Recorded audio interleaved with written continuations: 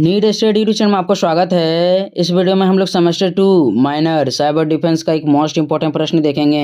प्रश्न है, भारत में साइबर सुरक्षा पहलुओं का अवलोकन करें। Overview of cyber security initiatives in India. तो यह क्वेश्चन मोस्ट वीवीआई है। आप लोग क्या करो, इनको जल्दी से पढ़ लो। मैं आपको बता रहा हूँ, यह क्वेश्चन पक्का भिड़ेगा। तो यहाँ पर इस वीडियो में हम लोग देखेंगे कि जो भारत सरकार है, इन्होंने साइबर सुरक्षा के क्षेत्र में या फिर जो साइबर क्राइम है, इनसे निपटने के लिए कौन कौन से उपाय किए हैं, कौन कौन से पहल किए हैं, इसको कवर करेंगे। तो चलते हम लोग परिचय देखते हैं। आपको आंसर में लिखना है, जैसे जैसे आज दुनिया डिजिटल होते जा रही है, वैसे वैसे आज दुनिया में साइबर क्राइम के मामले भी बढ़ते जा रहे हैं। वर्तमान में साइबर क्राइम के मामले में भारत अमेरिका और चीन के बाद तीसरे स्थान पर है। तो यहाँ पर आप लोग इनको समझो। आज प्रत्येक क्षेत्र में, चाहे वह शिक्षा हो, व्यापार हो या कोई भी काम हो, लगभग प्रत्येक क्षेत्र में डिजिटल माध्यम आ गया है। तो डिजिटल क्षेत्रों का जिस प्रकार से विकास हो रहा है, आज बहुत तेज़ी से हो रहा है। तो डिजिटल क्षेत्रों का विकास होना अच्छी बात है, लेकिन इसमें कुछ बुराइयां भी आ गया है, यानी इनके माध्यम से कुछ अपराध भी किए जाते हैं, जिसे साइबर अपराध कहा जाता है। तो जिस प्रकार से आज डिजिटल क्षेत्रों का विकास हो रहा है, वैसे वैसे इसमें साइबर क्राइम भी होते जा रहे हैं। इसमें साइबर क्राइम के मामले भी देखने को मिल रहे हैं। एक रिपोर्ट के मुताबिक जो भारत है, भारत क्या है, अमेरिका और चीन के बाद दुनिया में तीसरे स्थान पर साइबर क्राइम के मामले में आता है।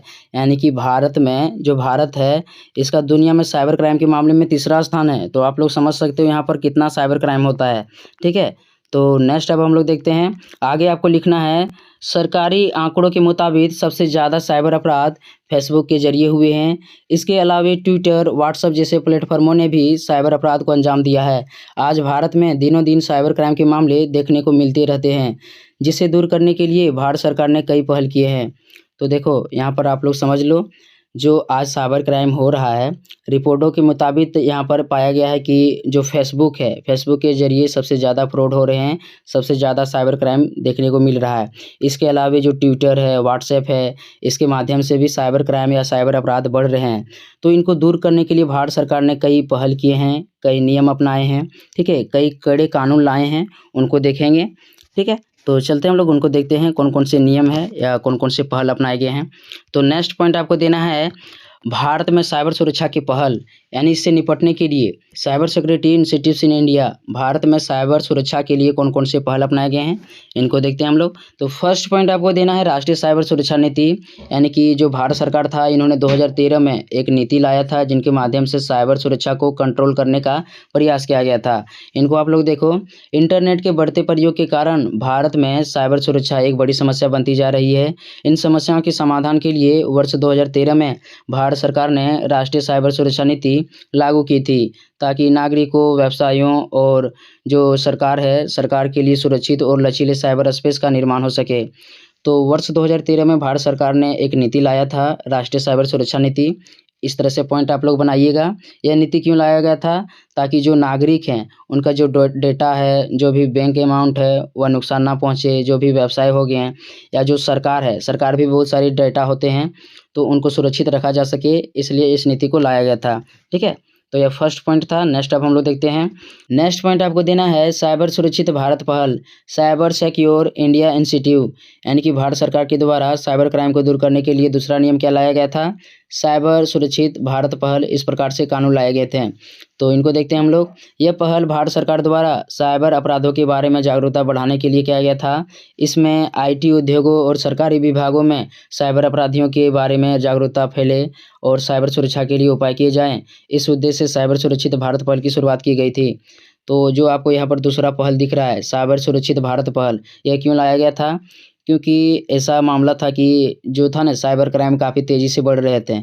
तो इसमें जागरूकता फैलाने के लिए भारत सरकार ने साइबर सुरक्षित भारत पहल लाया, ताकि जो भी आईटी उद्योग हैं, सरकारी विभाग हैं, उनको इनके बारे में जागरूकता फैलाया जा सके और इनसे निपटने के लिए कुछ अपनाया जा सके, इसलिए इस नियम को लाया गया था।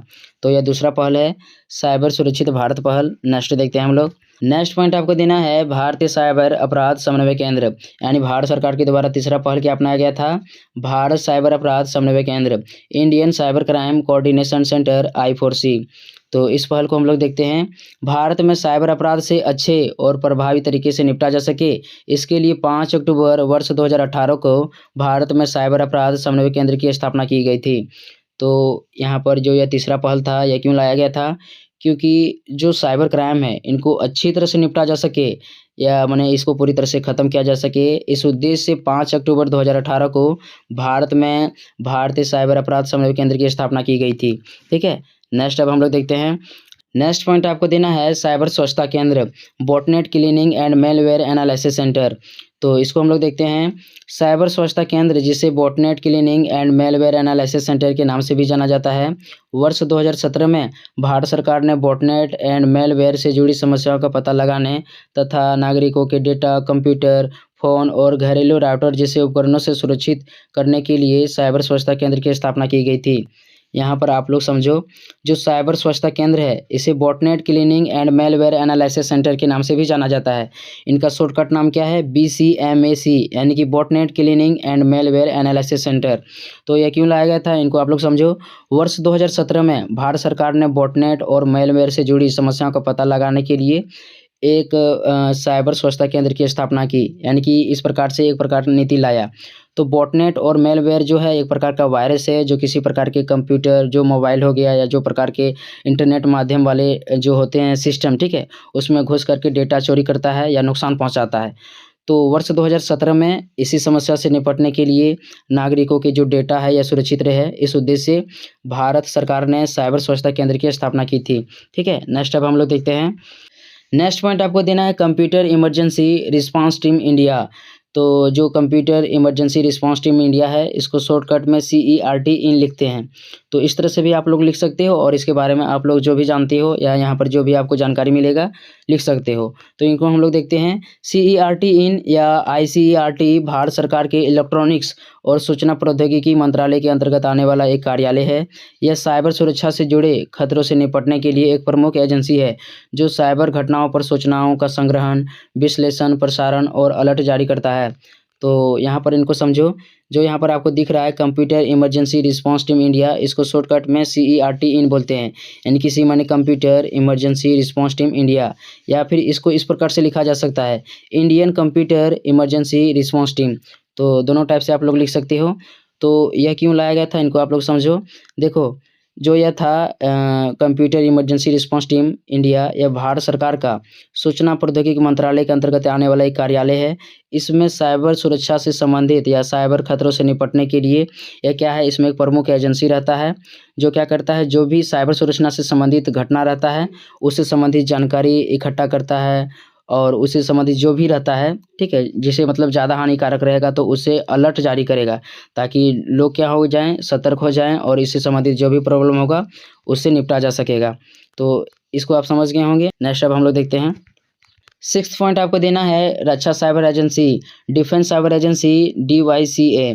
तो इस पॉइंट को हम लोग देखते हैं। DYCA यानी कि डिफेंस साइबर एजेंसी भारतीय सशस्त्र बलों की एक त्रिसेवा कमान है जो साइबर सुरक्षा खतरों से निपटने के लिए काम करती है। यह विभिन्न प्रकार के साइबर अपराधों को रोकने, डेटा रिकवरी और साइबर अपराधियों के विरुद्ध जवाबी कार्रवाई करने के लिए ऑपरेशन संचालित करती है। तो जो आपको यहाँ पर दिख रहा है DYCA यानी कि डिफेंस साइबर एजेंसी, रक्षा साइबर एजेंसी, यह क्या करता है, यह भारत सरकार की एक त्रिसेवा कमान है, यानी कि यह सभी क्षेत्रों में काम करता है। इस प्रकार सा एक प्रकार का मतलब एक दल है भारतीय सेनाओं का। तो इसमें क्या है, जब कभी भी साइबर अपराधियों के द्वारा किसी घटना को अंजाम दिया जाता है, किसी का डेटा हैक कर लिया जाता है, तो जो यह एजेंसी है रक्षा साइबर एजेंसी, यह क्या करता है, उसको रिकवरी करता है और जो भी इसके गुनाहगार हैं, जो भी साइबर क्राइमी हैं, उसको क्या किया जाता है, उसके विरुद्ध कार्यवाही किया जाता है, ऑपरेशन संचालित किया जाता है।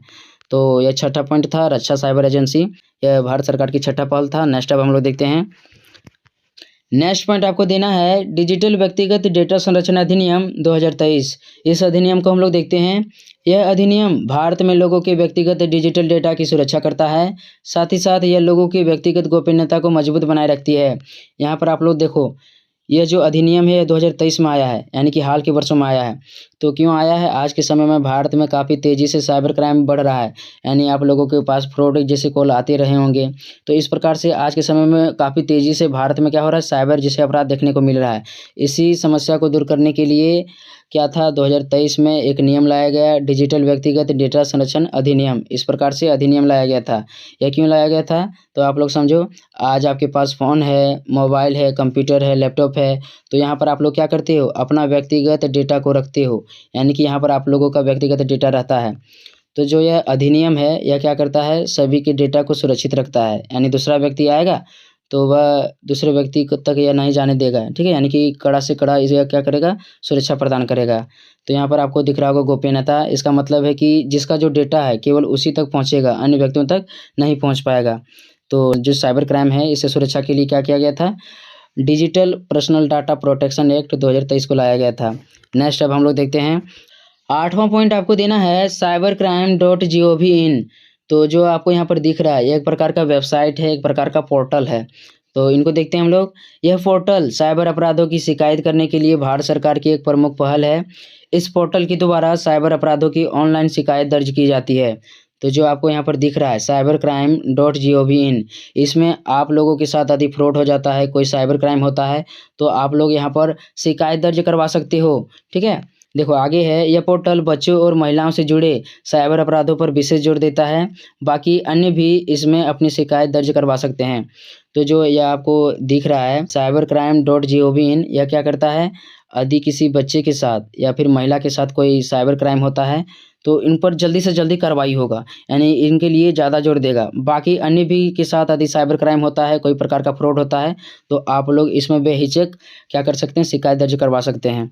तो यह था 8वां पहल भारत सरकार का। देखो यहाँ पर आगे दिया हुआ है, तो देखो यहाँ पर आपको दिख रहा होगा बच्चे, चाइल्ड पोर्नोग्राफी और महिलाएं यौन शोषण, यानी यदि बच्चों के साथ कोई चाइल्ड पोर्नोग्राफी से संबंधित कोई क्राइम होता है, बच्चों के साथ डिजिटल माध्यम के द्वारा कोई गलत काम करवाया जाता है, या फिर जो महिलाएं हो गया इनके साथ कोई यौन शोषण किया जाता है, कोई गलत व्यवहार किया जाता है, तो क्या करेगा, यदि इसमें कोई मतलब आप लोगों के साथ इस तरह से व्यवहार होता है तो आपको इस वेबसाइट में शिकायत दर्ज करवाना है, आप लोगों की सहायता की जाएगी, इसमें कड़ी से कड़ी कार्रवाई किया जाएगा। तो यह 8वां पहल था भारत सरकार के द्वारा। नेक्स्ट पॉइंट हम लोग देखते हैं, अंत में आपको निष्कर्ष लिखना है।